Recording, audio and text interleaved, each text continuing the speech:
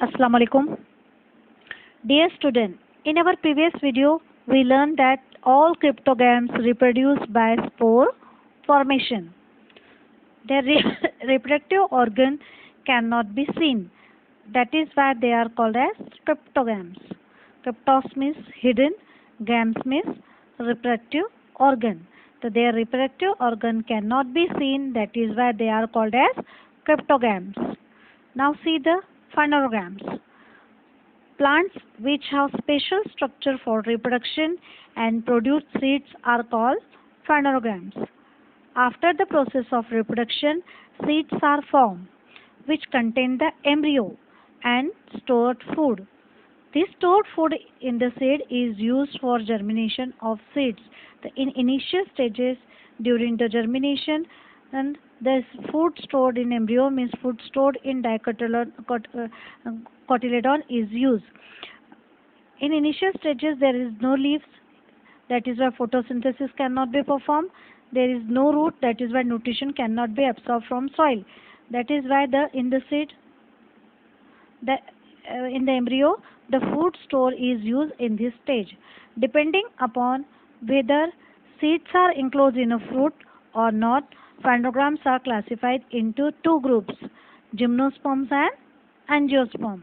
So depending upon whether the seeds are enclosed in a fruit or not, phanerogams are classified into two groups, gymnosperms and angiosperm.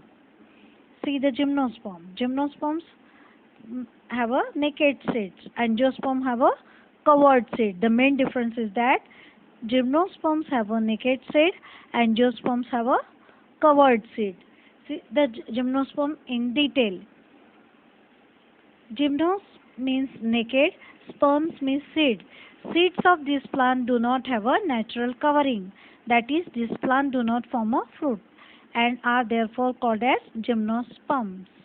Gymnos means naked and sperms means seeds. Gymnosperms are mostly evergreen, means they are green in every season. Perennial. Perennial means their life cycle is of many years. On the basis of life cycle, plants are classified as annual, biennial and perennial. Annual means which life cycle is of 1 year is called as annual plant. Example जवार, बाजरा, sunflower. हर साल grow करते हैं अपन इसको, ये एक साल के लिए रहते हैं और फिर खत्म हो जाते हैं. Biennial means which life cycle is of 2 years. दो साल तक fruits देते हैं, which gives fruits for 2 years. Example of biennial plant is radish, carrot, beetroot. These are biennial plants. Now see the perennial. Gymnosperms are perennial. Perennial means their life cycle is of many years, like banyan tree, neem tree, and gymnosperms are woody. Their stems are without branches, like a coconut. The leaves form a crown. Example, cycas. Example of gymnosperm is cycas, picea, common name Christmas tree. Thuja is called as morpankhi. Pinus means devdar, etc. So these are gymnosperms. Now see the angiosperms. Angio means cover. Sperms means seed. Angio means cover. Sperms means seed. Their seeds are covered, hence they are called as angiosperm. Flower of this plant are their reproductive organ. So here flower is a reproductive organ. Androecium and of flower is a male reproductive organ and gynoecium of the flower is a female reproductive organ. Angiosperms are divided into two groups, dicot and monocot. To understand the dicot and monocot, you have to perform a simple experiment which you can do easily at home. Soak the seeds of corn, popcorn जिससे बनते हैं मेज, वो आपको भिगाना है. ये easily हो गए. ग्राउंडनट हो गए इजीली घर पे. टैमारिंड यानी इमली के बीजे बोलते हैं, चिच्चो बोलते हैं जिसको. मैंगो भी होगा, मैंगो की भी अभी गुटली होगी घर पे. व्हीट होगा. In water for 8 to 10 days. इसको भिगा के रखना है आपको.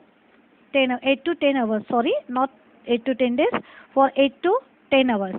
After they are soaked, divide them into two equal halves. और दो हिस्सों में उसको डिवाइड करके देखिए, और वो होते हैं या नहीं होते दो हिस्सों में divide. If seeds is divided into two equal halls, अगर दो हिस्सों में वो डिवाइड हो रहे हैं तो they are called as cotyledonous plant. वो प्लांट को कॉटिलेडोनस प्लांट बोलेंगे और सीड को डाइकोट सीड बोलेंगे। whose seeds cannot be divided into two equal part are called as monocotyledonous seeds। अगर वो नहीं हो रहे डिवाइड तो that is known as monocotyledonous seeds. जैसे ग्राउंड नट है यानी फली दाने, जिसको खरमुरे के दाने भी बोल सकते हैं आप, उसको आप रगड़ो तो दो हिस्सों में डिवाइड हो जाते हैं। तो दो हिस्सों में डिवाइड हो रहे हैं वो, तो वो डाइकॉट है। मेज मकई का दाना नहीं होता है दो हिस्सों में। कोकोनट भी इजीली दो हिस्सों में अंदर का अपन तोड़ते हैं तो वो टुकड़े टुकड़े हो जाते हैं, इक्वल दो हिस्सों में नहीं होते हैं। तो मोनोकॉट का एग्जाम्पल है। यहाँ आपके इसमें पेज नंबर 79 पे दिया है 6.4 डायग्राम। हियर मस्टर्ड एंड मेज is the diagram of mustard and maize is there. So see, mustard is the example of dicot plant and maize is a monocot। तो मस्टर्ड जो है यानी जिसको अपन क्या बोलते हैं, राई बोलते हैं। अभी अचार डाले होंगे सबके यहाँ, तो राई देखिए इसका ब्लैक कवरिंग आप हटाएंगे तो अंदर जो है पीली पीली कलर के दो टुकड़े इसमें निकलते हैं, इसलिए वो डाइकॉट है। टू कॉटिलेडॉन उसमें होते हैं और जो है मेज मकई का दाना, अभी भुट्टे भी बहुत आ रहे हैं, आप मकई का दाना देखिए दो हिस्सों में करके देखिए, होता नहीं है वो। तो it is example of monocot and that maize plant is called as monocotyledonous plant। Now see the difference between dicot and monocot। See dicotyledonous plant seeds का क्या डिफरेंस होता है? तो सीड्स में इसके दो कोटिलेडॉन होते हैं डाइकॉट में, और मोनोकॉट में सिंगल कोटिलेडॉन होता है, एक ही कोटिलेडॉन होता है। रूट्स का क्या डिफरेंस है? तो see the roots well develop होते हैं इसके। Primary root, tap root. Primary root के डायग्राम ऑब्जर्व करिए। प्राइमरी रूट में एक बड़ा कोम होता है, बारीक बारीक साइड से आपको दिखेंगे, तो इस टाइप के रूट को प्राइमरी रूट या टैप रूट कहते हैं। और मोनोकॉट में फाइबरस रूट्स होते हैं, फाइबर की तरह गुच्छा होता है, दिख रहे हैं आप डायग्राम में, तो ऐसे फाइबरस रूट्स होते हैं मोनोकोटिलेडोन की। ये इनके रूट्स का डिफरेंस है। स्टेम में क्या डिफरेंस होता है? तो डाइकॉट की स्टेम जो है वो स्ट्रॉन्ग होती है, हार्ड होती है, जैसे कि बनियान की होती है। और मोनोकॉट में बाम्बू में जो है हॉलो होती है, बनाना में फॉल्स, और ओनियन में डिस्क के जैसी होती है। तो ये इस टाइप की इनकी स्टेम होती है। लीव्स का डिफरेंस देखिए। लीव्स में इसके जो है डाइकॉट के रेटिकुलेट वेनेशन होती है, फाइन नेटवर्क दिख रहा है आपको वेन्स का। तो आप पीपल ट्री को भिगाकर नेट देखा होगा कैसा नेटवर्क होता है उसमें, तो वो रेटिकुलेट वेनेशन का एग्जाम्पल है, डाइकॉट का एग्जाम्पल है। उसके डाइकॉट के जो लीव्स होते हैं वो रेटिकुलेट वेनेशन बताते हैं, और मोनोकॉट के जो लीव्स है पैरेलल वेनेशन बताते हैं। बनाना में भी पैरेलल वेनेशन आपको इजीली दिखेगा, तो बनाना भी मोनोकॉट का एग्जाम्पल है। फ्लावर का क्या डिफरेंस होता है दोनों के? तो flower with 4 or 5 parts or in their multiples means they have a tetramerous or pentamerous symmetry। इसके सिमेट्री टेट्रामेरस या पेंटामेरस होती है, यानी 4 हिस्सों में इसको इक्वल कर सकते हैं या 5 हिस्सों में।